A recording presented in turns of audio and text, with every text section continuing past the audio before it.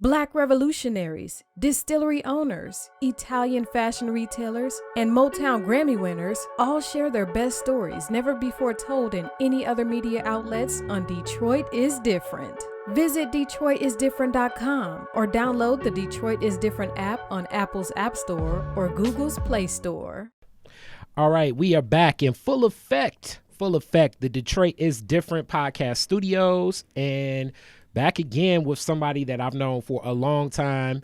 And usually how people knew me was performing hip hop. That led me to a lot of what I know. And most of my performances, if you saw me on stage, you probably saw me with this beautiful woman and people were like, who's this lady singing? This lady singing is Ashley. Ashley, how you feeling? I'm feeling great. Okay, great is something that is a phenomenal adjective to talk about when you're feeling. So you and your Detroit style, I see the D hat going, and you're doing all types of stuff. We're going to get into a classic Detroit is Different interview, and I want to find out all the stuff you're doing. Okay. So we start with your family in Detroit. How did your family make its way to Detroit? I think my great-grandmother was originally from Alabama. Okay. And she came to Detroit, had her children, and my grandmother, she had 8 kids. One of them, okay. 8 kids, one of them being my mom. And ever since then, we grew up in Detroit, so. Okay, so Alabama, do you know whereabouts in Alabama? Montgomery. Okay, have you ever been down there? I have. I went to go visit my great-grandmother's house. All right, so what is it like as far as like, is your family still down there? What did you get from it when you visited? Were you a little kid? I went maybe about 8 years ago, I think. Okay. And I visited my great-grandmother. She was still alive. And we visited her house. She has a huge area. She owns a lot of land. Okay. And so we stayed there for a couple of days. It was different. It was just like a whole southern feel. I got to see like where my grandmother kind of grew up at. Mm-hmm. It was very country. Mm-hmm. So it was nice though. It was like kind of like connecting, I guess, like it kind of connected with my soul. Because I'm like, this is where I'm from. Okay. Was it a lot of cousins that looked like you? It was a lot of us, yeah. Okay. So they were like, you got the nose. Okay. It wasn't like a family reunion. We kind of just visited my great-grandmother. Okay. Yeah. And then her vibe, you said owning a lot of property and everything. What was she into? Well, she owned a big land, like a lot of land. So, like, her house sits on a lot of land, a lot of acres. Okay. So, I don't know what she did. Like any farming, or you just didn't know? I don't know. Okay. I just know she had a lot of land when we went down there. And then, like, we drove for a long time, and I was just like, are we here yet? And they were like, we're here. This is her land. Mm-hmm. But we had to get to the house. So I just know she owned a lot of land. Okay. All right. Now, that tied to Detroit. Whereabouts did your grandma grow up here in the city? Like 3 blocks over. She had a house. I don't know if my grandmother grew up over there, but I know she owned a house on Chicago Boulevard. So she raised all her children there. Mm-hmm. Actually, my uncle brought that house for her when he got probably like in his 20s. He brought the house, and then all the family grew up there, and it became like the house that everybody would go to for Thanksgiving, Christmas, different things like that. Mm-hmm. And that's over on Chicago Boulevard and 14th. Okay. I spent a lot of Christmases. I spent a lot of summers there. It became like my second home. Okay, so this neighborhood kind of is one of those neighborhoods that's a part of your childhood and upbringing, and this was definitely a part of my upbringing and everything. Yeah. What do you remember this neighborhood being like as a kid? Oh man, just now coming here and coming up on Elmhurst, like I remember turning. You know how that turn is when you come off the freeway, and just seeing it different now. I remember it used to have a lot of rough patches in the street.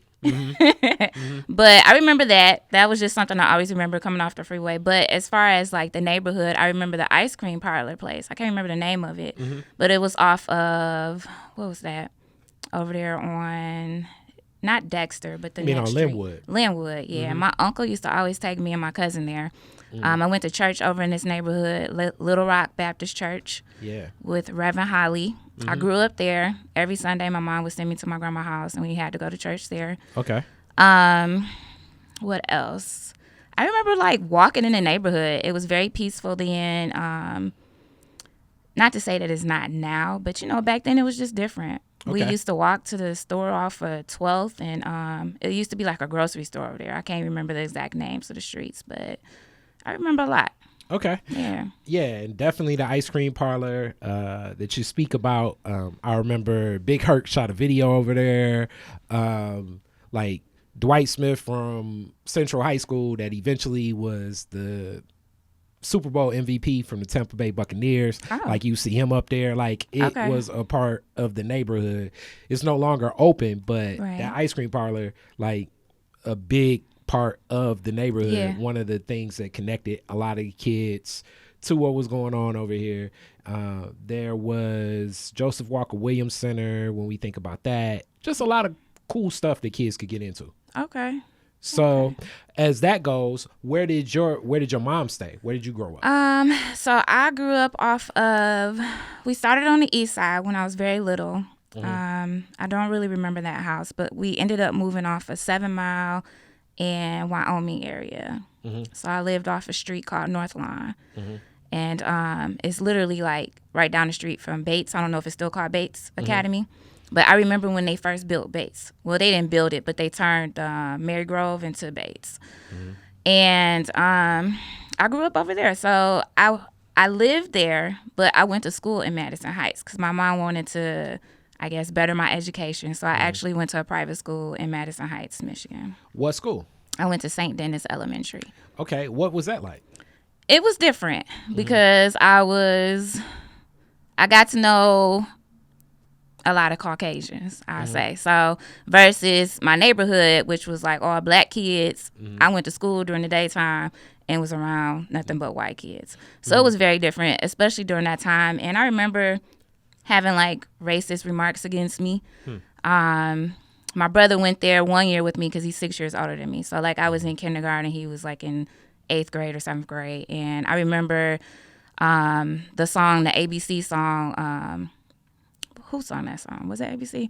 The Aisha. Yeah, that was ABC. So I remember walking in the halls and kids would be like, oh, look, there go Aisha. And I'm just like, and I never really thought it was something racist until I got older because I was so young and I was just like, oh, that's the song that's out. I'm like, hey, singing. And I just remember as I got older that it used to be a lot of racist remarks against me growing up in that school. So how did you, like, being so young, you couldn't really figure it out till you got older. How did you navigate as you got older?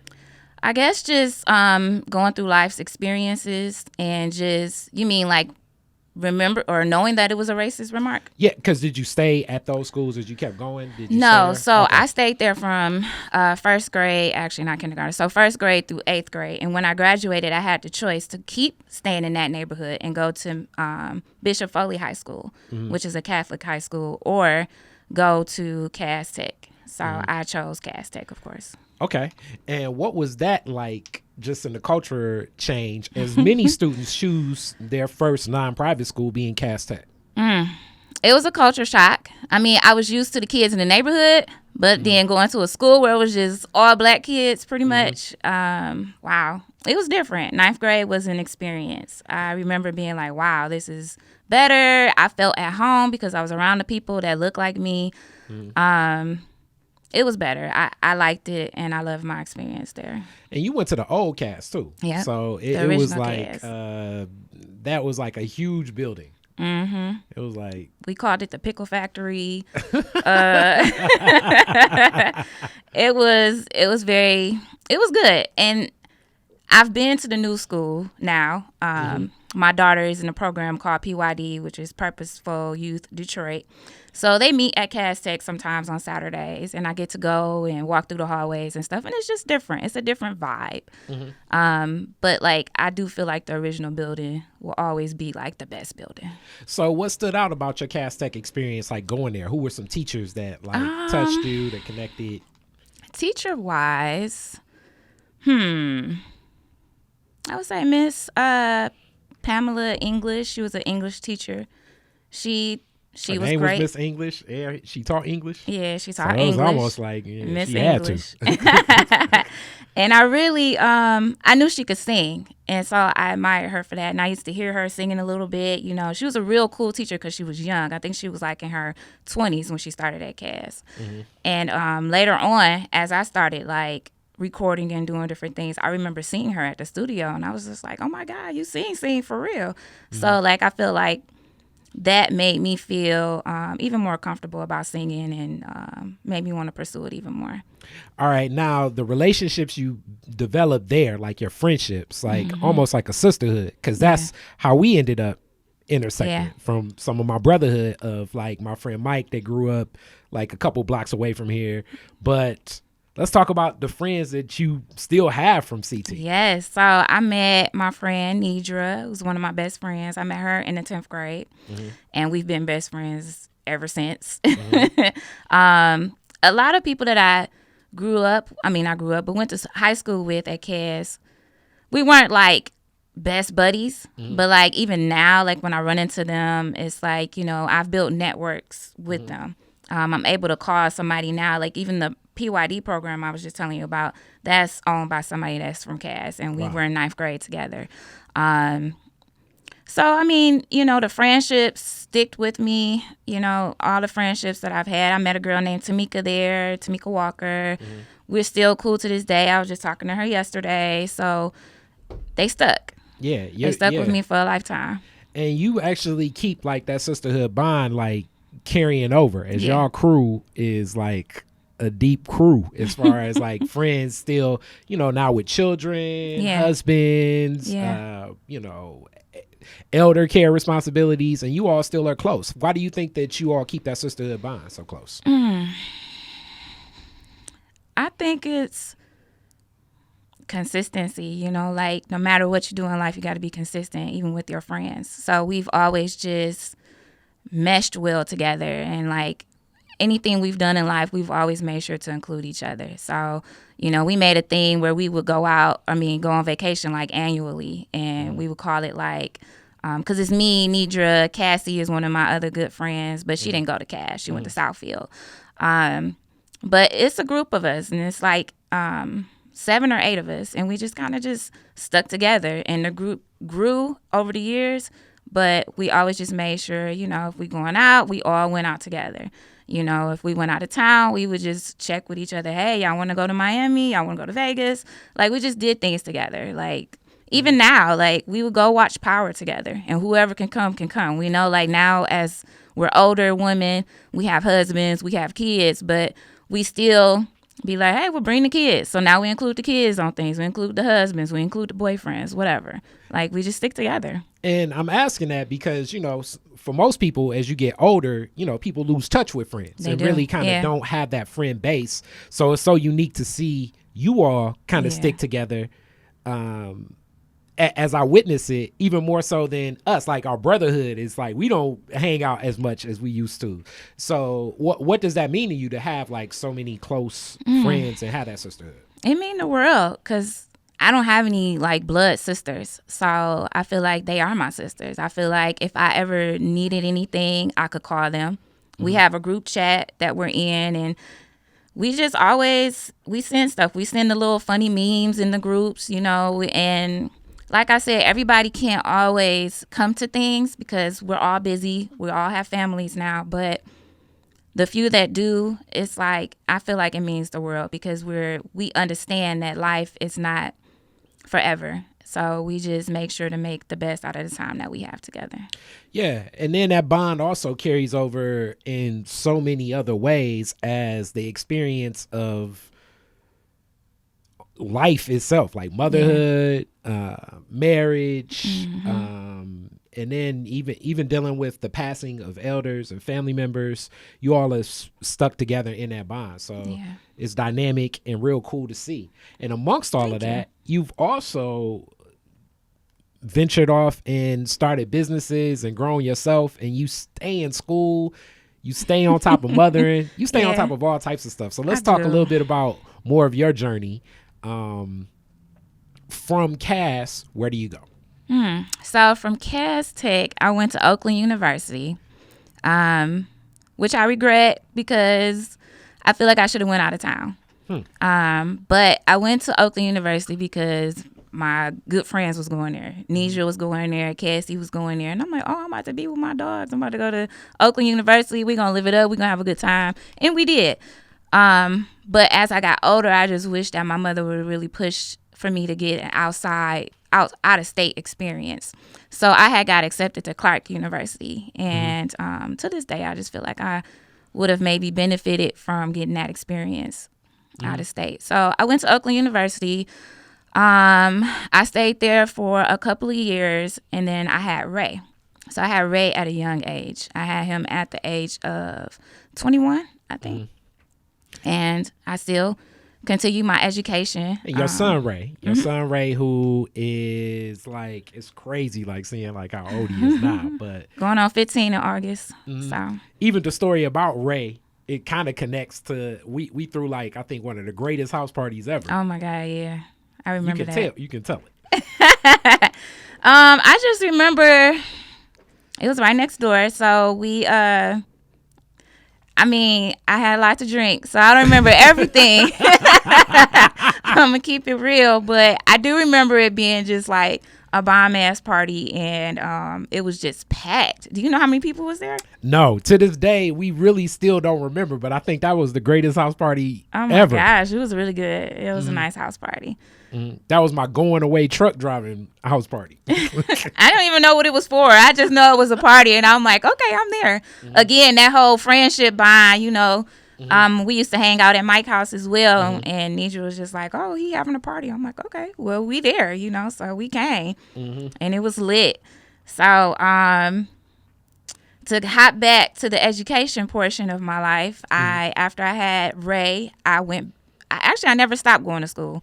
But I did transfer from Oakland University, and I went to Wayne State. Okay. So I eventually finished. I didn't let the fact that I had a son at a young age stop me from pursuing anything that I still wanted to pursue in life. And I really wanted to complete school and get my bachelor's. And I did. It took me 6 years, but I got it done. Okay. So I graduated from Wayne State University. And later on, which kind of ties into what I do now, I actually went back and got my master's, and I just graduated from there about 2 years ago. It'll be 2 years in May that I've had my master's.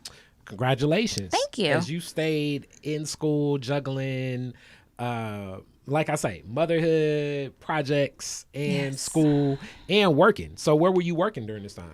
So I've always been a hustler type of woman. So I used to do like sales. I've always been in sales.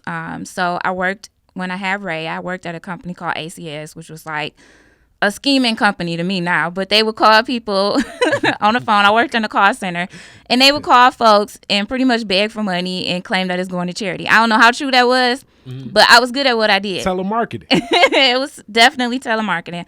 But I was good at what I did, and I progressed, and I went from being just a phone person, telemarketer, to a sales manager, like a sales trainer. So I would train others to do the same thing. So I did really well at that. And eventually, years went by. I worked there for a long time. But after that, I had my second baby. I got married, had my second baby. And I went into another field of sales. I started selling insurance for AAA. So I've always been in sales. I've always been that friend that was like if we're planning something, they like ask Ashley to see if she can get a deal or something out of the company, or maybe she can work something out where they give us 20% off or $10 off or some, a cheaper deal. I've always been that friend that could just work something out. So it all tied into sales and hustling. Now, a lot of people are afraid of sales. What do you think gives you the tenacity of dealing with that? Because sales takes dealing with rejection. It does. Because I don't care if somebody says no. And a lot of times people just say no off bat. And I learned this when I was working for the telemarketing company. People say no, but if you turn around and you say it a different way, they might say yes. So I've never been afraid of people telling me no, because maybe they just don't get it and they need to hear it a different way. And I just explained it a different way. And they still might say no, and I don't care. You just move on to the next. I'm not afraid of rejection. And that is definitely a salesman's thought process. Yeah. Any entrepreneur needs to know that you are a salesperson.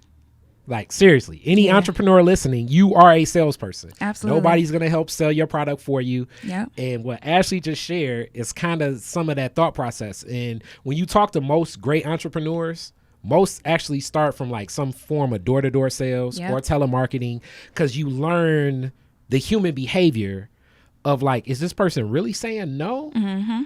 Or are they giving me more reasons? Because almost like the whole thing of like, you know, I don't know, I got to talk to my wife. And it's like, you don't think your wife believes in the decisions that you make? You know, right. No. They just be playing on people's mindset and stuff. And, you know, and then I think I got a good voice. So I had a really great voice for telemarketing. So I just felt like I could kind of like sweet talk my way into somebody saying yes, especially if I was dealing with like an elderly person or a man on the phone. I could get them to say yes. You could flirt with the man. Yeah. You could be like, so, Mr. Jones.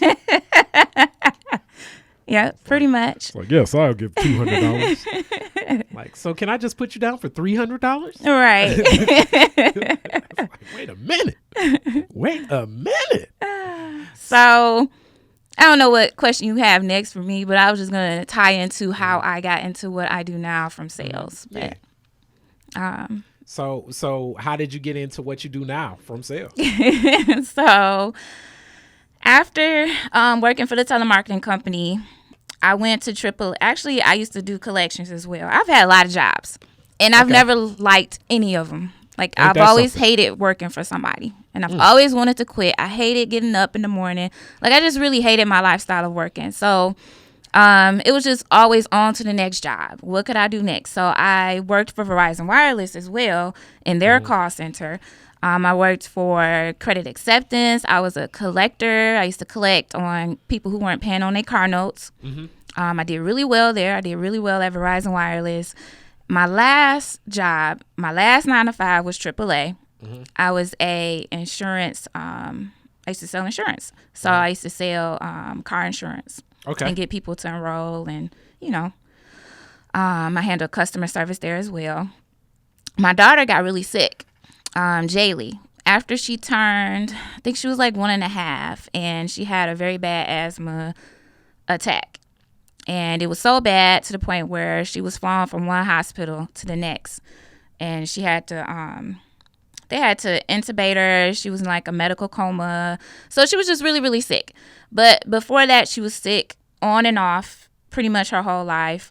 She was a severe asthmatic. So I missed a lot of time at AAA. And I felt like they didn't understand that.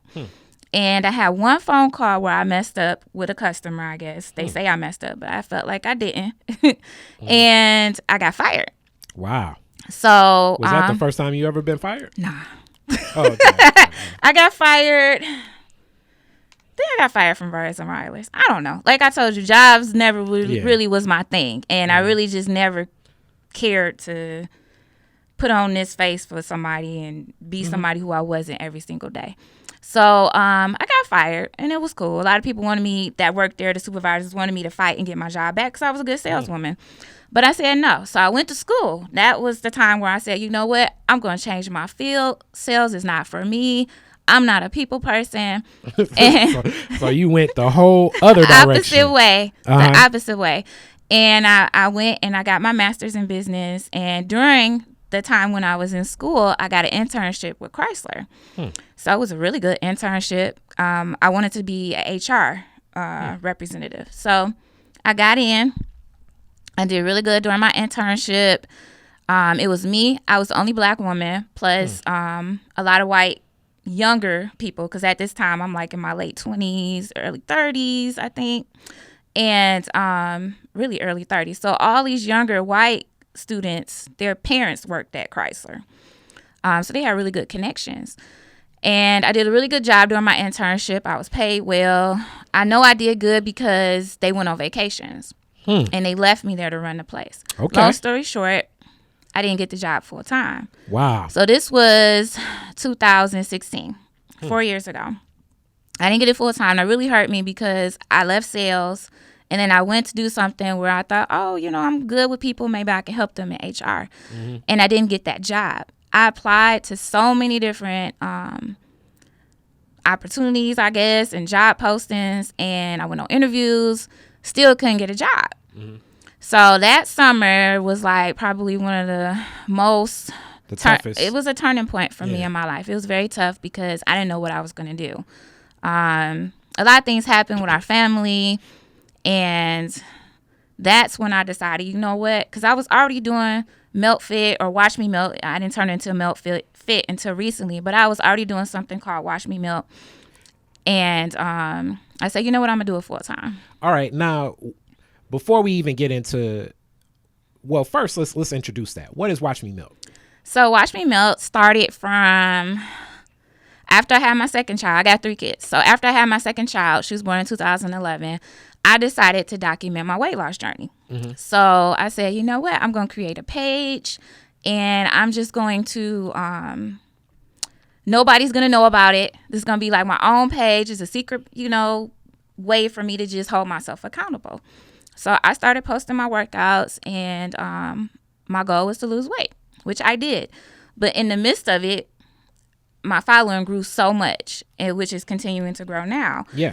And I guess I was inspiring other people to do the same. And talk a little bit about it, because your following grew at a time where I think things were different on Instagram then. It was, as far as even the way the logarithms were working with Facebook. Almost you could put content up and people could grasp it and connect to it. And even people outside of your network. Now it's to the point where almost you need the people in your network may not see your content without paying for algorithm. it. But you had some really good content and it grew exponentially. So talk about some of that following and it growing. I think for me, what really attracted people to my page and continue to attract people now is the fact that I was, what's the word I'm looking for? Can't think of the word, but I was just me. I was genuine, and I just posted my experience. I was real. It has a level of sincerity that I think a lot of definitely women connect to, but you even have men that follow as well. Yeah, absolutely. So it was just me putting myself out there and just showing okay, this is me. This is where I am now. This is where I want to get to. And I took people on that journey with me. And I think that it inspired people because it was well, damn, I remember her like this, and then she just showed us every day. She showed up, and she got to the point where she wanted to be, which was her goal. So I think I just really connected with people like that. The fact that I was a mom, the fact that I was a woman, the fact that I was just an everyday person and still is, and that I could do these things. I could do something that I really pushed myself to do. So I feel like that's how my following grew. But in the midst of all of that, I started doing weight loss challenges, and this was, before the internship and all of that, and me deciding to go back and get my master's. I started doing weight loss challenges, and I had women from all over the world joining, from Europe, all over America, and I would host these challenges for about 5 to 6 weeks, and whoever lost the most weight would get paid a jackpot amount or whatever. So it grew, and it grew to the point where I needed assistance to help me run the challenge. So, but it took a lot out of me. I had to show up every day, be inspirational. I would do these groups inside of Facebook, and, I would go live and just try to motivate people to stay committed to what it was that they wanted to achieve. So, I got paid for that. And I was like, I'm making a little money doing this. Okay, cool. But I still never connected it to the fact of, I could start a business from this. So it was just some little side money. Then I started selling T-shirts. I remember I had Mike do some T-shirts for me. And I was like, I made a little extra money. Cool. I'm going to go get my hair done. But it still never connected. I started selling sweat belts, which became really popular with women. So the sweat belts, the waist trainers type fitness belts. And I was like, I'm really making some decent money now. Okay. Then I started selling them on my trunk. I used to post up at different locations and just have people come there and meet me. And I was just too short. Off the trunk with it. I was selling belts out my trunk. Yep. You was outside of a Planet Fitness yo, let me holler at you. Yeah, I was. And your sales techniques come full circle. Absolutely. So I was like, okay, this is nice little hustle. So that was just extra money to pay a bill or whatever. But to tie into now and how I got started in 2015 when they didn't hire me full time, because I just knew HR was where I was going to be in life. And I grew up with that mentality that I had to have a 9 to 5. And that's something really good to talk about, because I don't teach my kids you have to have a 9 to 5, only because I've experienced both. And if you want that 9 to 5, cool. I'm not against going to college and all of that. But at the same time, you can build something that you're very passionate about and make income from that as well. So that last 9 to 5 that I had, couldn't find another job. I said, I'm going full force with this thing. And it'll be 4 years in May, actually, 4 years this year that I've been going full time as an entrepreneur. Congratulations. Thank Congratulations. You. It's a unique journey. I can definitely tell you that. It is. So so you introduced that. Let's talk a little bit about when you were looking for work, because in the world of like New Detroit, and that was like some of the start of what they labeled as New Detroit. Right. Like it's opportunity. And I really don't necessarily feel like it's a lot of opportunity that's abundant here, right. especially for certain people that come to the table with talents that you have. Yeah. So where do you look at the landscape for a person that is looking for a job? What would you suggest, and how to navigate something like that? It's really hard, because a lot of jobs want you to have that experience. So it's either you got to have the experience, or you have to have the education, or you got to have both.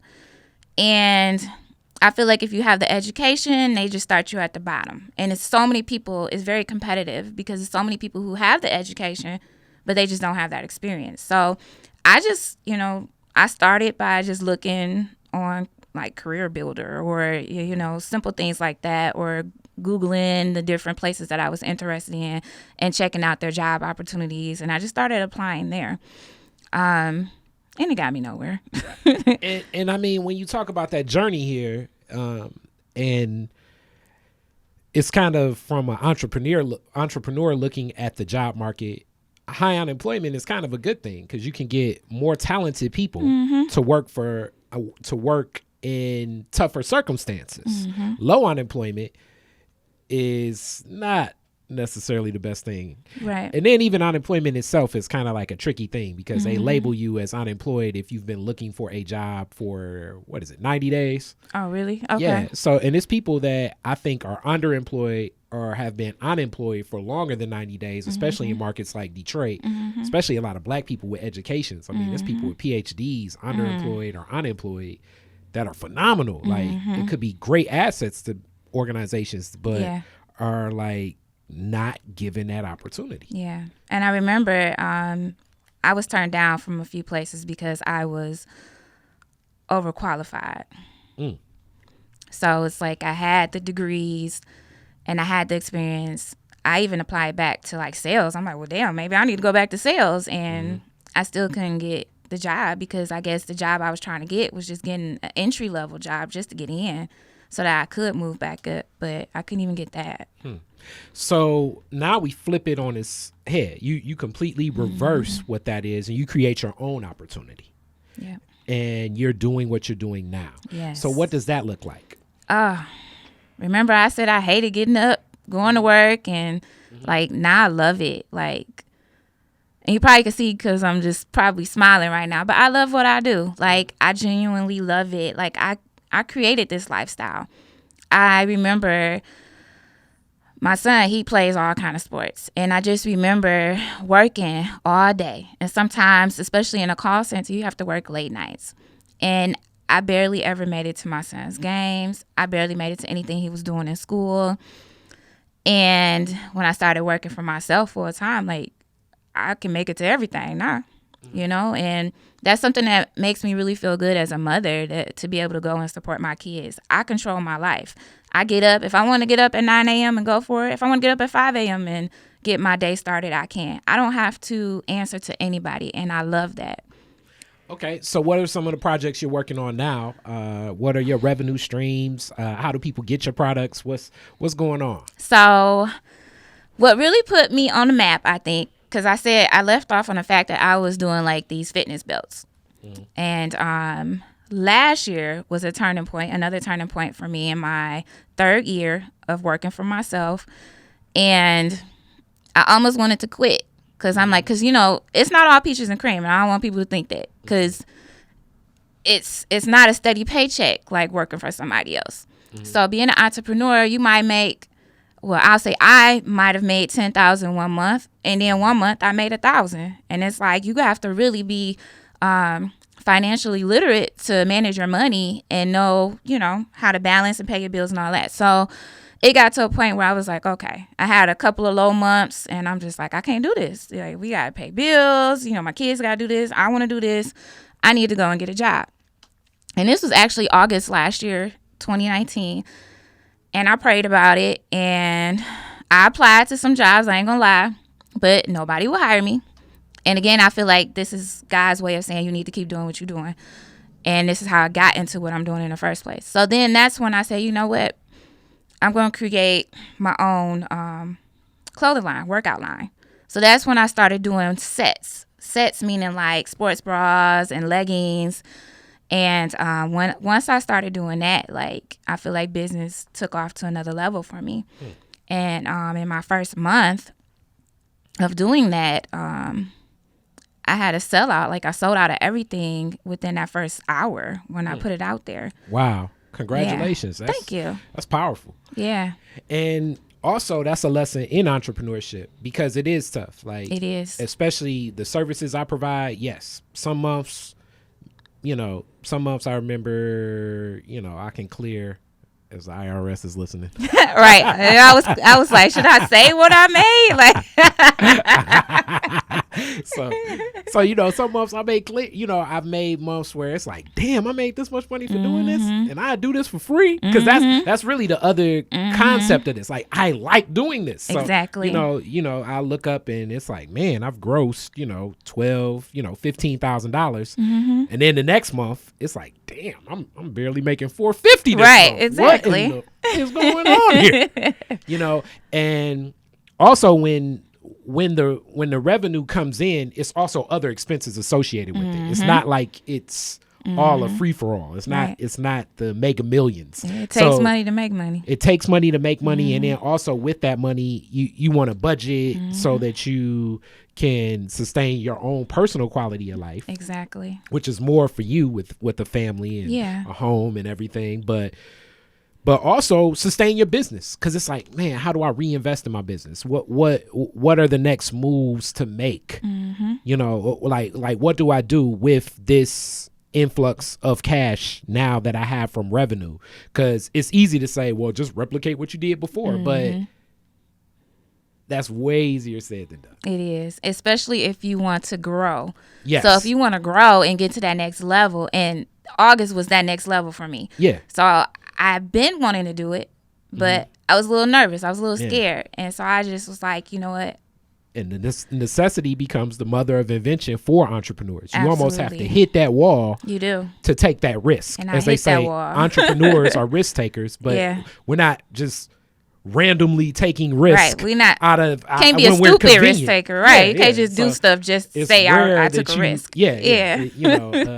You're not saying to yourself, okay, let's invest in A when everything is good. It's usually when things hit the wall where you're like, okay, what do we do now? Exactly. And that's when you start rethinking, like, what works. How do I connect? How did this sell before? What are people looking for? What would I buy? Would I buy this stuff? Am I selling this? Is this a good price point? Am I talking to the right people? Yeah, all of that.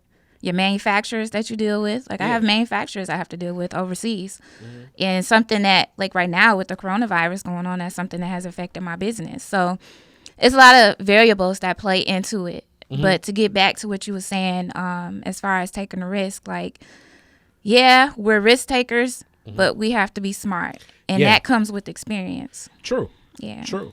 And the other side of this, too, and being in a family, which I think being an entrepreneur like me that's single, it's a little bit different, because I'm questioning myself, but you also have other people that need to buy into your business. Exactly. So including your children. Your children have to buy into this. Yeah. So what is that like been like, the support that you've gotten from your family and friends and other people? It's different because they're all different ages. So at first, my husband was just like, oh, okay, this is just something you doing. Like, all right. I feel like he probably was like, oh, she'll get over it. And she'll probably go back to working. But now he's all in. He's like, well, what like, you need me to good. do? Right. Like, it was good that you knocked out this mortgage payment. It's like, yo, right. He's like, what do I need to do? It's like, what other ideas in athletic wear? Yep. He like, can we get a men's line? Like, he's ready. Goggles? Right. So he's very supportive now. My son, he's, like I said, he's a teenager. So he started high school. He's getting to the point where I guess some of his classmates or something may have noticed their parents are recognizing me. So he's came to me a few times like, yeah, Mom, so a couple of my friends' parents, they follow you on Instagram. And I'm just like, hilarious. Wow. Okay. So I think he likes it. He's very supportive. He has to, because, I mean, he's getting things that he probably wouldn't have if I didn't have what I'm doing. My younger ones, like my middle child, Jaylee, she's 8 and she'll be 9 this year. She absolutely loves it. She is so supportive, and I feel like she's going to be my baby entrepreneur. So I'm actually working on something with her to create her first business and show her the ropes of how to do this. So she's 100% down, and you know, they love it. You know, the other one, she's only 4, but they love it. Like, we go to the grocery store, my middle child will see when someone recognizes me and they're like, oh my God, it's Watch Me Melt. Or they'll say, Watch Me Melt, I've been following you. You inspire me. And then my daughter's just like, oh my God, you're famous. And I'm like, I'm not famous, but it's good that she just recognizes it and she loves it. So I feel like it's teaching her a good lesson and putting her in that mindset that, okay, I have options. I can go to college and I can still own my own business, or I could just do what I love and it'd be that. And it's okay. Okay. Now, as far as this journey has been too, what are some of the, I guess you can't really reveal all the new things, but what are ways that people can connect? What are ways people can buy? How do they get themselves, their hands on your products or support? Okay. So this outfit I have on is something of mine. I haven't brought it out yet. I don't know if I am or not, but so what I do, I create tops, bottoms, and one of the collections that was really popular was the Bedrock collection. It was kind of based off of the Flintstones. So I have like a red color, which was similar to Fred's mom, Edna. And then I have like a Pebbles, and I have a Wilma and a Betty. So you can find all these products, these different colors, that specific collection, and any new collections at meltfitactive.com. And my Instagram business page is at meltfit. Okay. And most of your clientele, where would you say that most of the people that connected with it, are they from, or is it just worldwide? I know specifically where they're coming from because I've tracked it. So the analytics say they're coming from Detroit, Houston, Atlanta, LA, and Chicago. Okay. Are there any live events? Do people are you doing any boot camps and things like that? I think I'm going to connect with a celebrity trainer. She's like a dancer, and she's from Houston. Paul Wall's wife, Crystal Wall. We did an event last year, so we're going to be doing another event in maybe like a couple of months. Okay. Outside of that, I mean, I'm open. If anybody's listening, they want to work with me, you know, I'm open for networking and putting something together. Okay. And now I definitely got to go back into our connection, because still a songstress too. For a while, like, I guess, what would we say? Maybe, was that like maybe 2007 to maybe like 2012? We were general population. We would be singing a lot and doing all types of stuff. Let's talk a little bit about you singing, and do you see yourself performing again? I do. You know, that was a really good time in my life, because you put me into something that I was always passionate about, and you brought it out. And I got some of Not that was my first stage performance, but I mean, that gave me a lot of opportunities to do something that I loved. Yes, I would. I would. And it's still something that's just sitting in the back of my mind to do. I really want to, and I've talked to you about this before, I want to create some type of, I don't even know what it's called now, but I don't want to say an album, but maybe like a 3-part song, something like 3 songs or something where people can listen to me on a continuous basis, or just something to have. Like, I still don't have that, and I feel like that's something I want to accomplish. Will it fit into the Fit brand? Will it be like workout music, or will it be a whole other thing? I don't know. Okay. I mean, whatever. If it's lit, like a tempo that's lit, then yeah, it could be something for working out. But my soul is always with the neo soul type vibe. So. Like what's that one song that people really Level Up, the Sierra song? Like, people work out to that. Dance routines and stuff. Right. I'm not a pop singing type person, but I'm more so a feel good type singer. Okay. What do you remember most about like some of those performances? I guess you mean like the vibes of it? Well, anything. Like, you can just bring out any, because we did a lot of stages. What stages do you remember? What performances?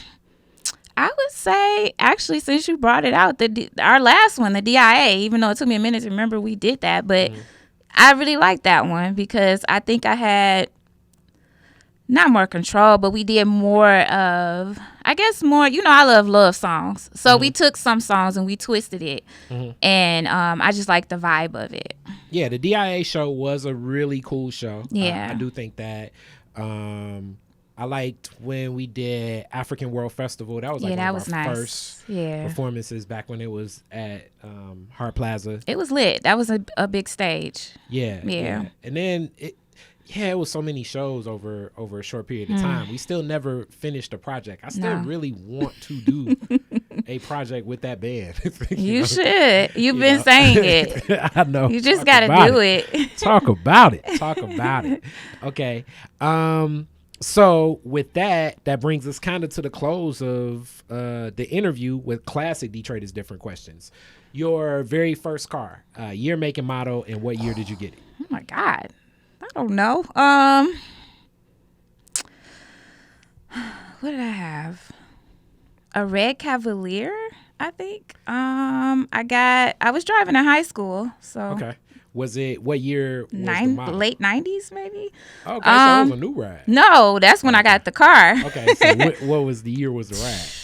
I can't remember, Kari. It was old as hell. I don't know. Like a 80s, maybe? Okay. An 80s vehicle. Okay, how long did you have it? Not long. Got into a couple of accidents. And was it like the too many friends in the car accident? Yeah. And then what happened? I think it got totaled one day. It was raining and the tires was bad, and I ran into the back of somebody. So well, at least that you was got through that good. At least you got through that. But good. my come up car was nice. Ended up getting me a black Charger. That's when the Charger was really like coming out and they was popping and hot. So yeah. All right, and you're the DJ at the end of the fireworks. You get to play 3 songs. On Woodward and Jefferson. You're the DJ. End of the fireworks. What 3 songs you playing? What's that song that Beyonce redid? I think that's a good. Before I Let You Go? Yes. Before I Let You Go. Okay. Is it Before I Let You or Let? Before I Let Go. Let Go, okay. Which version? The original. Okay. So the Frankie, For sure. Somebody said that in my last interview. Yeah, Frankie Beverly and Maze. Okay. Yeah, that's like that exit, make you feel good type music. Some Jay-Z, for sure. Which song? Pretty much. Well, I say the later versions with him and Beyonce. So maybe like I don't know. I can't think off the top of my head these people names and they songs. I just know when I hear the music and it feel good, it feel good. So On the Run, I'm guessing. Not On the Run, but maybe like the song that they did. I like that Boss song. I think it's called Boss. Okay. And then what else make me want to dance? I would have to go back to like some 2000 music.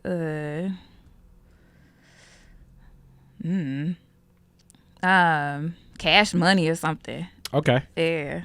So what Cash Money song? Back That Ass Up or something? Yeah, What? something Okay. like that. Yeah. Okay. All right. And last question. If you were to rename Woodward after one Detroiter, who would it be and why? Rename Woodward? Mm-hmm. That's a good question.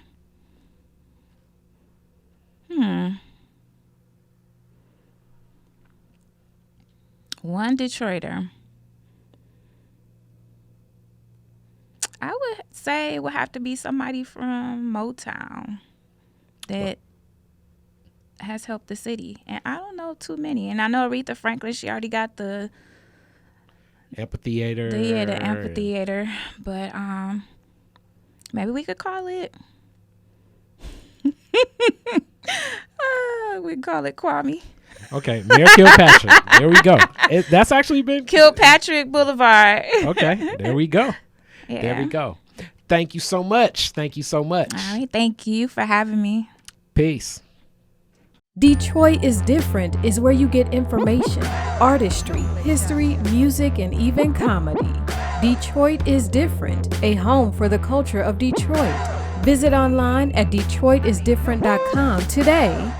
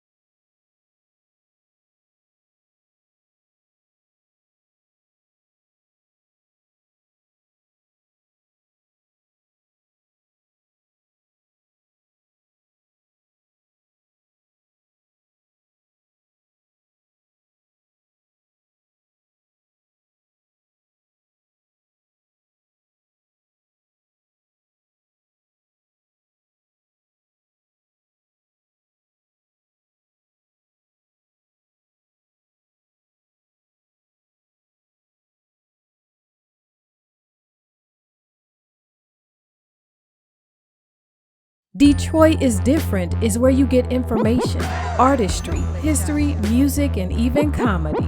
Detroit is Different, a home for the culture of Detroit.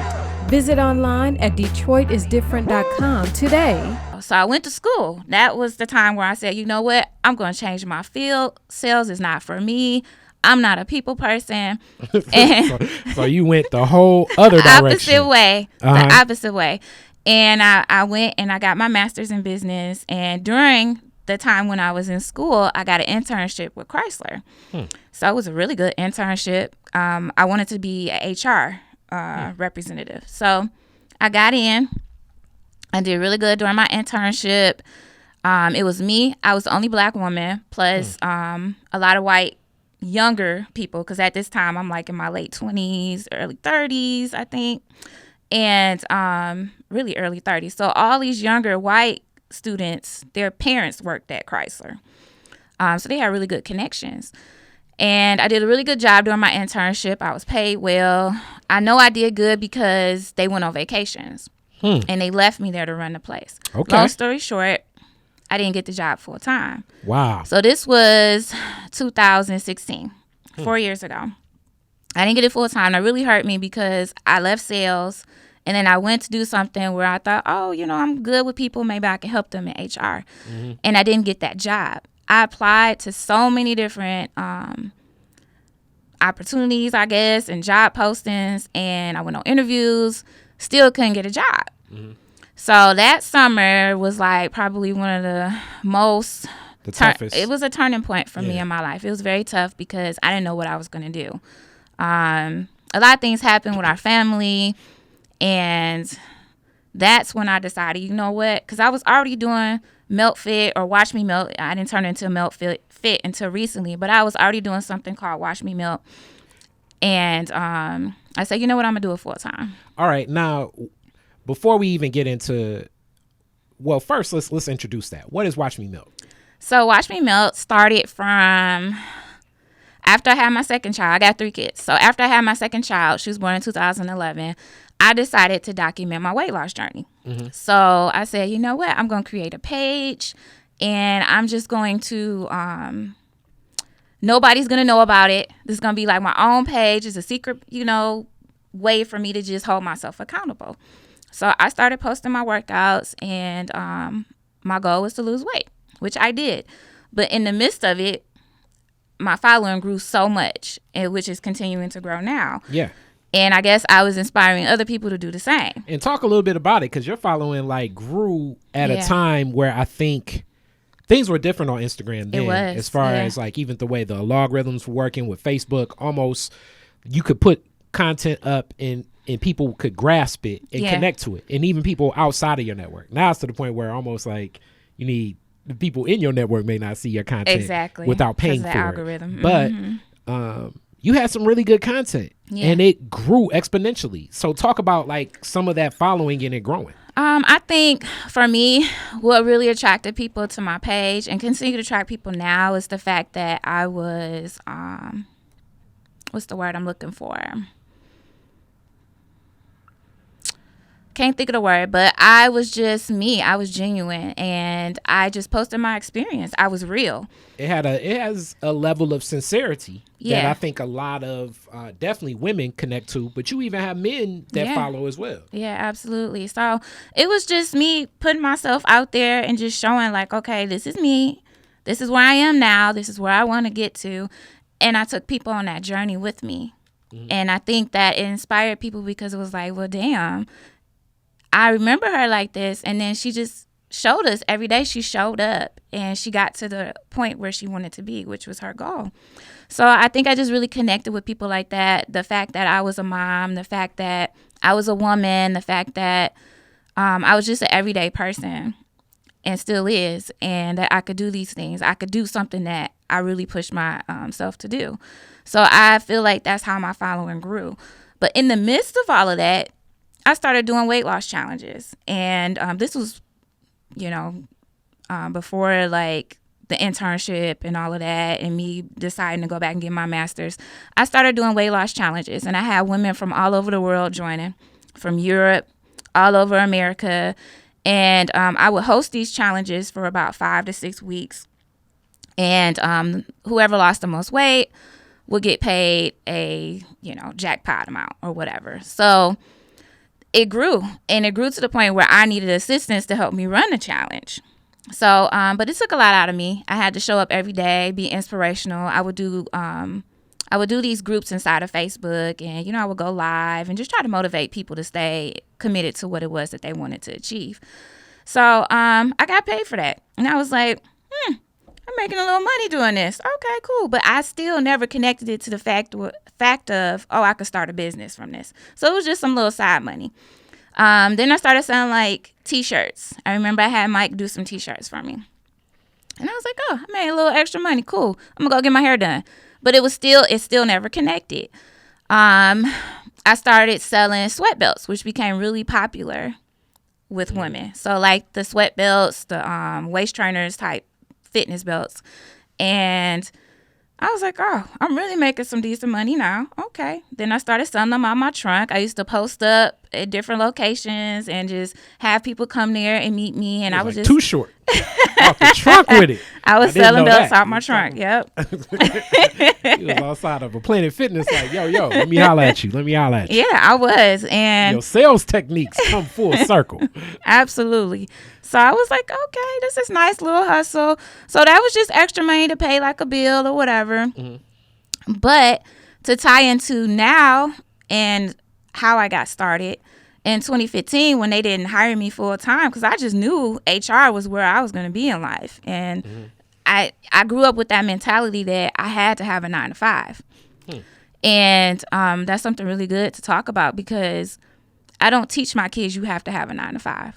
Only because I've experienced both. And if you want that 9-to-5, cool. I'm not against going to college and all of that. But at the same time, you can build something that you're very passionate about and make income from that as well. So that last 9-to-5 that I had, couldn't find another job. I said, I'm going full force with this thing. And it'll be 4 years in May, actually, 4 years this year that I've been going full time as an entrepreneur.